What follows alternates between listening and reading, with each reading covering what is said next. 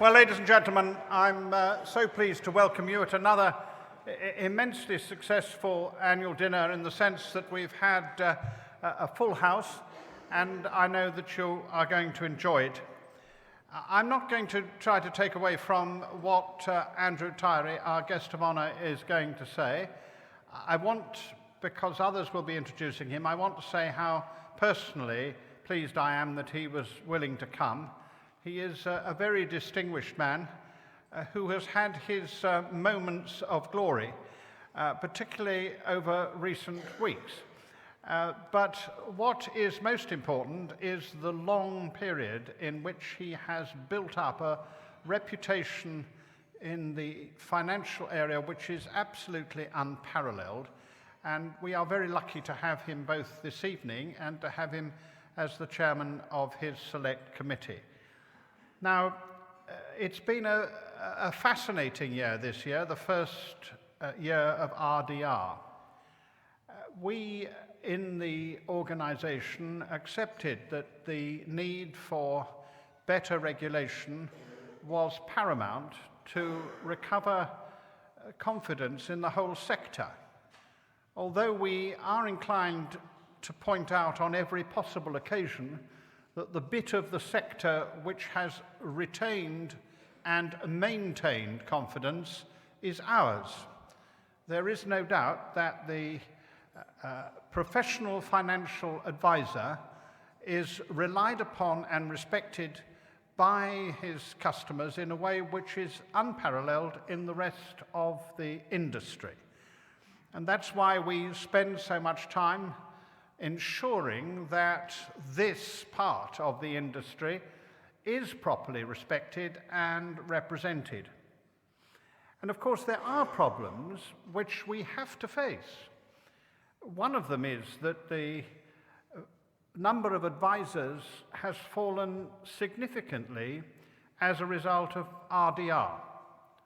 That's not necessarily a criticism of it, but if there are but 21,000 advisors instead of the 26,000 which there were in 2011, it does mean that there are fewer people receiving advice. And I do think that it's going to be increasingly important for the government as a whole and for the regulator to recognise that an industry which is going to be useful to a wide variety of people must not become merely an industry capable of advising the very richest and the best off. We do need proper advice, and to be advised is better than not to be advised. And I myself still regret the fact that in the legislation the regulator was not given the responsibility of the health of the industry as well as the other responsibilities which they have. It is important that people should save. And I must say the difference between the saving habits of my childhood in the poorest parts of the country and their saving habits today is very clear. And we have got to find a way of improving that.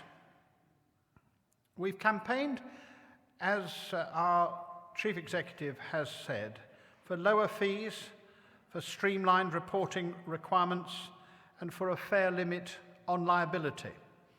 We campaign hard, but we do not campaign because we do not believe in regulation.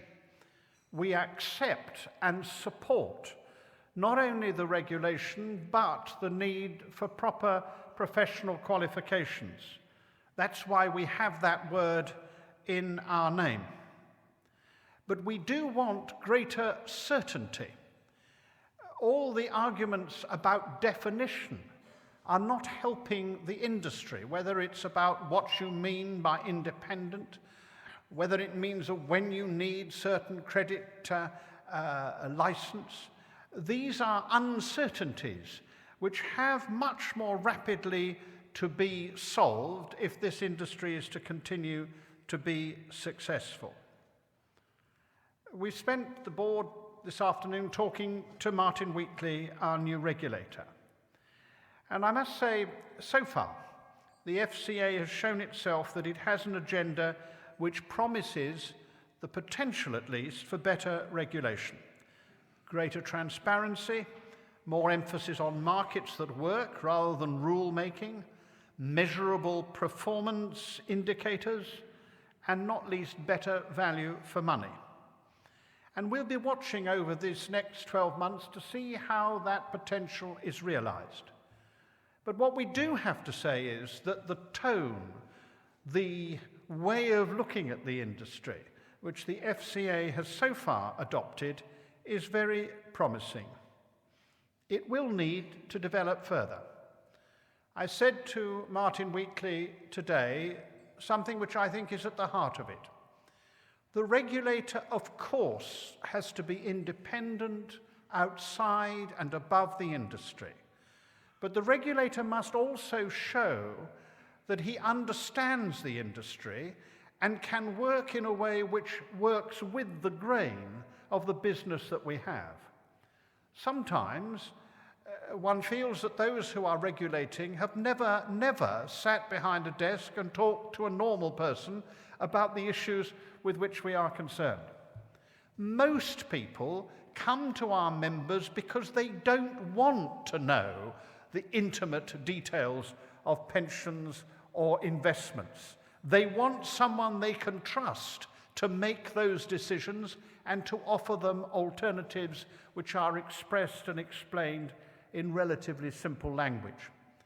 And one of our difficulties is to get that balance right, to do the job which our customers want us to do, which is to do for them the things they feel they would prefer not to or could not do themselves.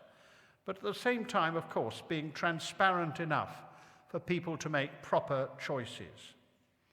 We do want to see convergence too, not just explanation and understanding. We want to see convergence between regulators' expectations and the firm's understanding. There must be better communication and dialogue, and that communication must be more stable.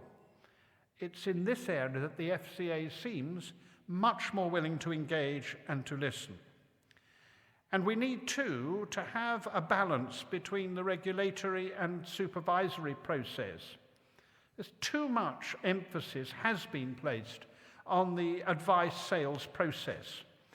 The FCA needs firstly to focus on gatekeeping, approving only the right people. APFA is keen to work with the FCA to share information that bad advisors do not pop up again elsewhere.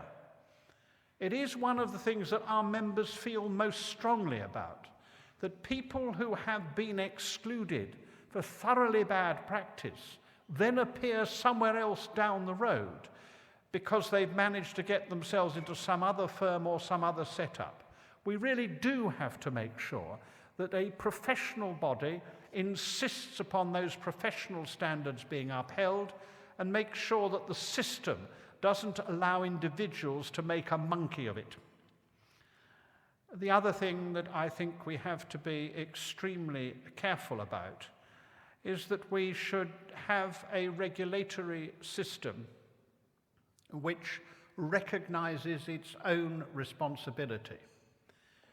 I remember many years ago as a minister being pressed by the campaigners to have a licensing system for hairdressers.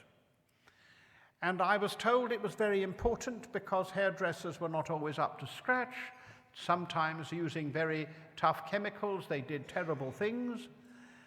And I said, first of all, if we regulated hairdressers, then I have to have a system in which I take responsibility for getting it wrong.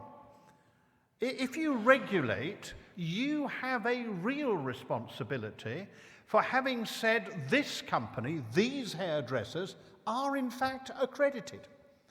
And one of the problems in the past has been that accredited firms, sometimes accredited against all the advice of the industry, then collapse and the industry has to pay the cost. There is a real need for the regulator to recognize its responsibility in regulation, so that if someone is accorded the respect which being an accredited body gives, then if the regulator has got it wrong, and if that wrongness is manifestly unnecessary due to the failure of the system, then it really cannot go on being handed out to the industry rather than borne by the regulator itself. I don't need to go into the various recent occurrences, but it does seem to me that that's the bit of unfairness which most affects our members. Well, now, we will move on to dinner, and I hope very much that you will be particularly generous this time with our two excellent charities. As you know, we choose one at home and one abroad. We do that to get a balance. Save the Children, very much concerned with children all over the world, but also in this country. The Spafford Group, looking after Jewish, Arab and Christian children in the West Bank and in Jerusalem, working under hugely difficult circumstances, the more difficult because of the current political situation, and sadly and perversely because of the recent decisions which have been made which may open up a better future. This is perhaps a particular moment to think of them and to give generously.